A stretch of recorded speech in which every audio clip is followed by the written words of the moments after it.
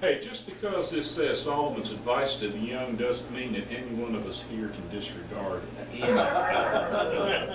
It's just part of a continuing series on the book of Ecclesiastes and speaking about life in general, because as we started out, explained that Solomon has taken the place of the philosopher. And I really think if you look at the scriptures, Moses is noted for the law. David is noted for worship with the Psalms. Solomon's noted for the wisdom, and that wisdom translates out to the philosophy. And we might even say Christian philosophy, because this is how we're expected to live. Just good thinking, good wisdom for how to live a good life, a Christian life. And you have to face it. Youth is the foundation of life. Somebody said, if I know that I was going to live this long, I'd have taken better care of myself. Amen. And that's the way we probably all should feel when it comes to our walk with God, that, when we're young, we don't pay a whole lot of attention to it. And when we get older, like I'm getting older, not as old as some, a little older than some others, but it's like, man, I wish I'd have done things differently way back then, and had some better contact with good people, and especially with God, because that's the essence now. And the closer we get to eternity, the more we want to focus on our relationship with God.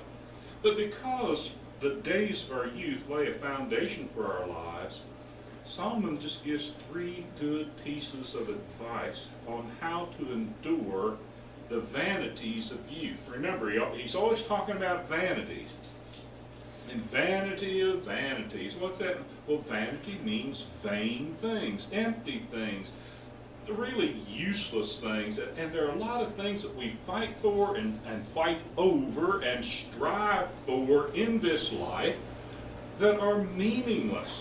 And I like what the Apostle Paul says. I brought nothing into this world, and did Paul say that? I think it probably maybe Job.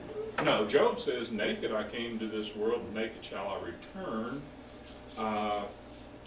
But Paul talks about how that, there's just nothing we're going to take with us except our character, our soul, we might say. Now, I believe in the resurrection. I believe that this body's going to be resurrected. The spirit's going to be put back in it to cause that resurrection. But yet, the values that we hold, the values that we have become as individuals, are what's so important. So, when we get to Judgment Day, it won't matter about our bank account, it won't matter about the house we lived in, how many cars we had. All this stuff is vanity. And as youth, as young people, sometimes we get caught up in what the world says has value, and we miss the values that God talks about. So he talks about enduring the vanities of youth. And if we can endure the vanities of youth, we'll have a whole lot better shot at enduring the vanities of old age. Golden years. You know why they're the golden years? Because those doctors have to be paid. They got to take vacations too. So Solomon begins by saying, rejoice in your youth. Chapter 11, verse 9, rejoice, O young man, in your youth, and let your heart cheer you in the days of your youth. Walk in the ways of your heart and the sight of your eyes, but know that for all these things God will bring you into judgment. And what he's saying is, you need to enjoy life, first off. Enjoy life. And so how do we enjoy life? And what would be the particular thing? Well, we've talked before about seasons, right? Seasons for each and everything. So number 1, don't try to grow up too soon. Don't try to grow up. In other words, don't try to get old too soon. There are young people that I come in contact with that, they're in their early 20s, and they're talking about, oh, I've worked so hard and I'm so tired and I've got it so hard. Oh, I hurt. And, what are you going to do when you get old? Oh, I feel old. Yeah, wait till you get a little bit older and you're going to realize how good this really is at this point in time.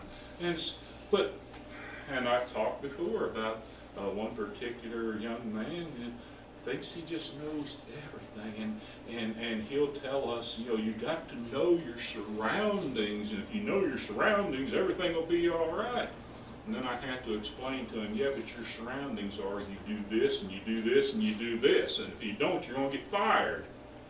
Because that's what your surroundings are. That's the environment that you are in. So, yeah, that young man thinks he knows everything, and he costs the company maybe a couple $1,000s worth of destruction here week before last because of his unwillingness to just take some time and learn to do things right. So enjoy life by not growing up too fast. Yeah, young people are going to make mistakes. That's what young people do. Young people, we're going to scratch our heads and say, what in the world is the matter with that? But we talked before how that frontal lobe is not fully developed until about 30 years of age, and that's where most of the moral and ethical decisions are made. And that's, I believe, why in the Jewish religion that they weren't allowed to teach until they were about 30.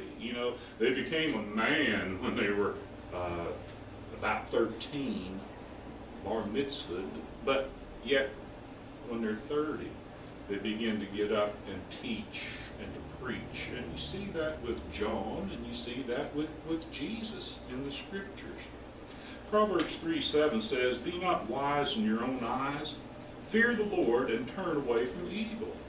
Do not be wise in your own eyes. And that's what a lot of young people, and I was that way. I'm sure Lance was that way too. Maybe not Charlie. But wise, I know more than anybody else. And that's a typical youth response to some things. But say, we got to grow out of that. But don't try to grow up too soon. Learn from older people, and that's what a lot of senior citizens have a lot to teach us, don't they? I'm sure they do. Secondly, don't try to stay young too long. In other words, don't be immature.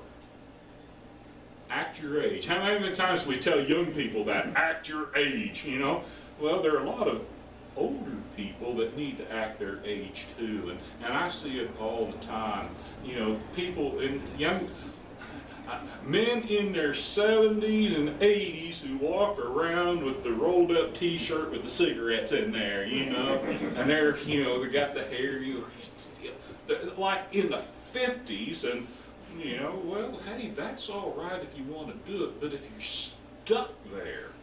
stuck there mentally, and that's how you think that the world's going to continue on, then you're missing the reality of what's out there. And that's just as dangerous as trying to grow up too soon. Being wise in your own eyes, here it is, not being wise at all, expecting other people to bend or mold to your time, your era.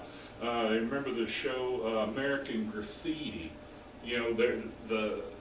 Was his name John Milner, had the one race car, and he was like that. He had the rolled up shirt sleeve with the cigarettes in it, and the duckbill haircut, and all, and that was about racing cars. Well, that was a 50s thing. It was in the 60s, and the world was changing, and nobody was really looking up to him anymore, except a few people that it really didn't matter.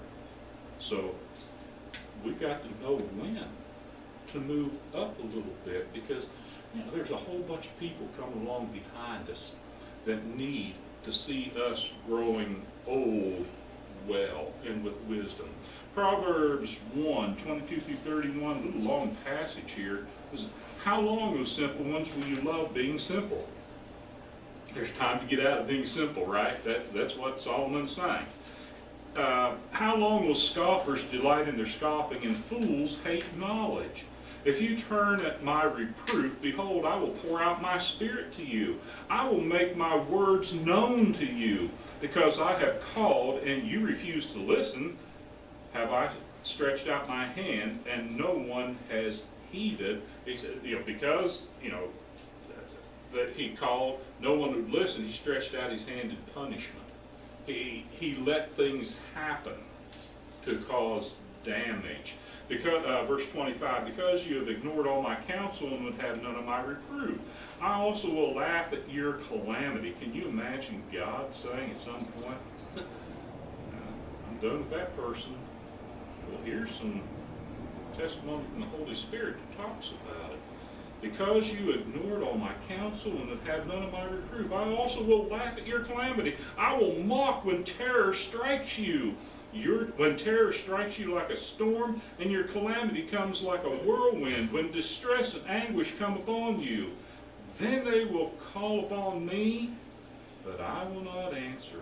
They will seek me diligently, but will not find me, because they hated knowledge and did not choose the fear of the Lord, would have none of my counsel and despised all my reproof. Therefore they shall eat the fruit of their way and have their fill of their own devices. How many times did God let Israel and Jerusalem be destroyed because of this very thing? They wouldn't listen. They turned their back on God. They would not repent. God would destroy them. And, oh God, how could you do that to us? You're eating the fruit of your own labor, he's telling them. You did it. You turned away. You walked away from me. So there, God expects everything in its seasons. He expects us when we're young. Yeah, he knows we're immature and we're going to make mistakes. Don't be wise in your own eyes. Learn. If I'd have learned from my mistakes when I was younger, I'd be a whole lot smarter now. Okay? But, grow up. Don't be young too long. In seasons, at your age. Ecclesiastes 4:13, better was a poor and wise youth than an old and foolish king who no longer knew how to take advice. At every age, we can learn advice from God. And it may come from some of the most unique sources. What does the scripture say? Out of the mouth of babes. Listen to what children say, because sometimes they'll repeat things that they have heard. They don't quite understand it, but they're repeating it for you because, man, recognize you need to hear that. The old preacher story talks about a preacher that started a new work somewhere, and there's this young man, and he was one of these kind of wise in his own eyes, and wasn't really kind in a lot of things. And every time he'd come out to the church building after a sermon, he'd have something to say to the preacher. Oh, you're terrible, and oh, the other preacher was better, blah blah blah, just on and on, just continuing. Finally, the preacher went to the elders and said, this young guy, he's really discouraging. He's telling me all this stuff, and the elders looked at him and said, hey, don't worry about him. He's not too bright. He just repeats what he hears other people saying. Now that's not too encouraging for a preacher either, is it? But lots of times that's what it is. But we'll hear the truth somewhere. And I tell you, I don't like that one preacher down in Houston because it's like fortune cookie theology. You get more theology out of a fortune cookie, but sometimes a fortune cookie has something to say if you really think about it. And God will put a message before us. We have the wisdom to look at it, figure it out. Secondly, Solomon says, and again, this is to youth, but we'll learn something from it. Remove evil passions from your heart and evil deeds from your body. Now what it says in the English Standard Version, the actual text of verse 10, remove vexation from your heart and put away pain from your body, for youth and the dawn of life are vanity. Hey, there's a lot of, oh, I want to be rich, and I want to have this, and I want to have that, and I want to be a professional football player, and I've got to take it easy. Watch the evil passions. This vexation. That's what will vex our hearts, evil passions. Saying there are just some things we're not supposed to do, but as young people, and even sometimes as old people, we still want to do them. We think about things, and so we've got to be careful. You don't have to sin to enjoy life. You don't have to. Now, young people think they have to. They got a party, right? They got to run with their friends, and they got to do this, and they got to do that. And that's fun, waking up in the morning and not knowing where you were and who you were with and what you did. That's fun. That's not fun. See? But there are a lot of things that are fun and enjoyable that don't have anything to do with sin. Sin has a tendency and a capacity to destroy the mind and the body and the soul. Luke chapter 15, verses 11 through 24, see the prodigal son. We're not going to go and read that. You know the story, but look what happens to him. He's well fed, and he doesn't like being in mom or in dad's household, so he wants to leave. He takes the money, he goes, and what does he end up? He's starved, he's confused, and he's depressed. Now, what did that to him? Sin. Sin. The evil passions, say, the vexations of the heart and the pain from the body, from those worldly desires, the lust of the eyes, the lust of the flesh, and the pride of life. So, he decided that his father's house was a little bit better than what he was going to. It wasn't so terrible. And dad's rules aren't so bad after all. So he remembers his father's house and the goodness therein. You know, it's hard to remember the goodness of our God's house if we haven't been introduced to it at a young age. It's hard. And see, I wasn't one who grew up in the church. I was around church people. Some of them tried. It wasn't their fault.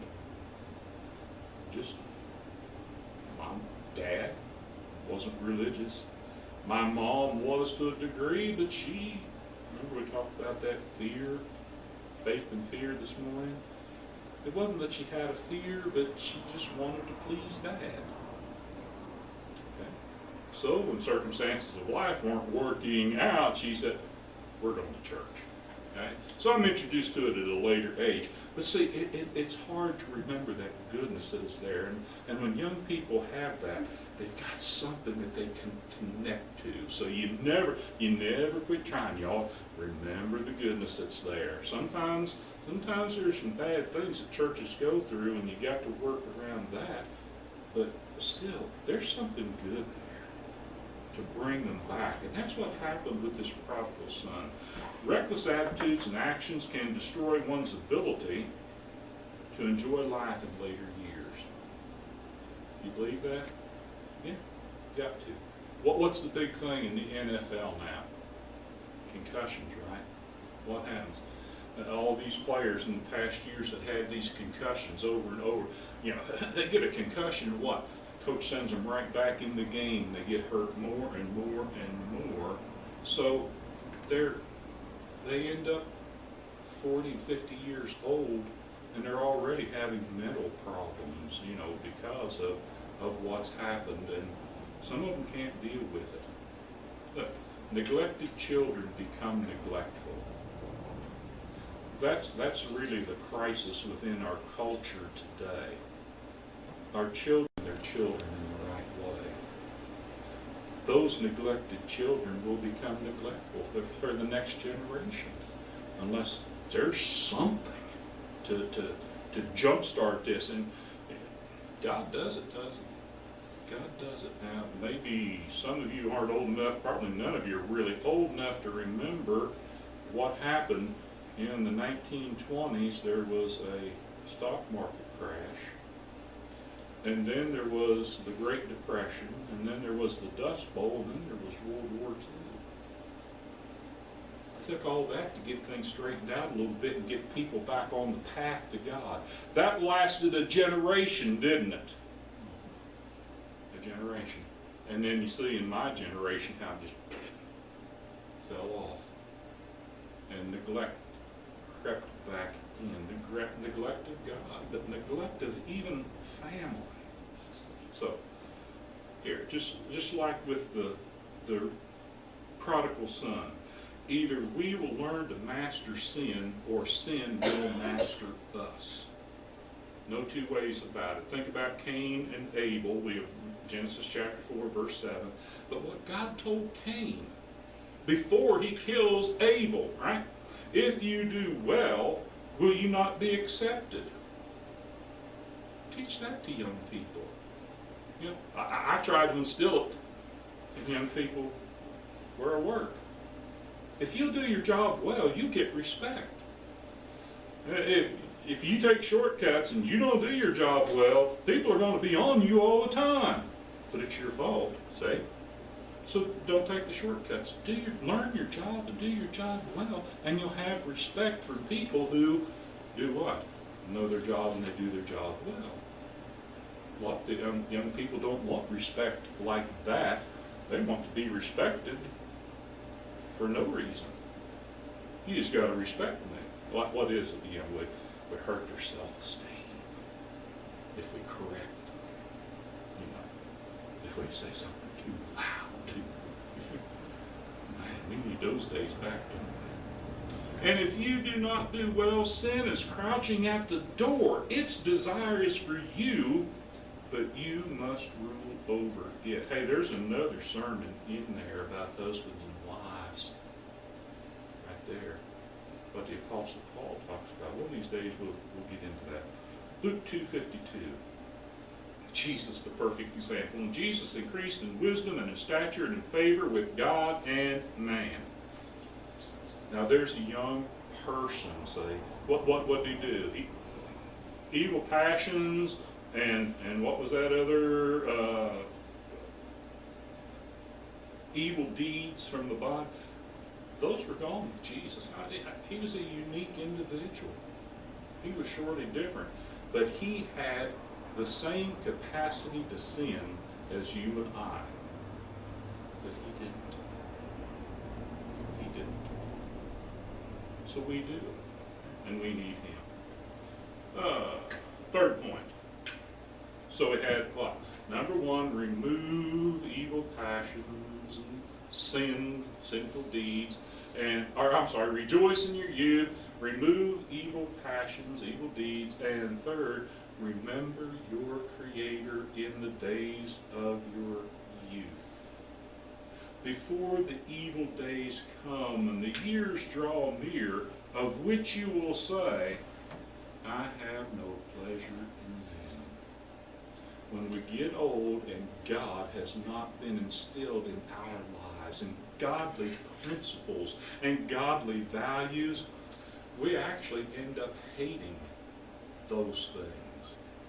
Because now we don't understand them. The only thing we've got to look forward to is judgment.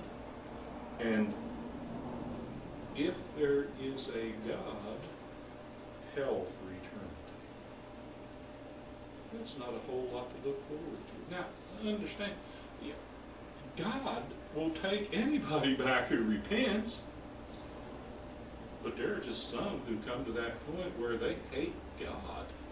Because something happened in their life, that something went wrong, something didn't go like they expected it to. And they blame God. And probably it was either their fault or it was just something that happened. Now, there's a whole lot here that talks about old age. You know what I'm going to do? I'm going to save that for next week. I'll talk about the grinder ceasing. And I'll talk about the doors shut.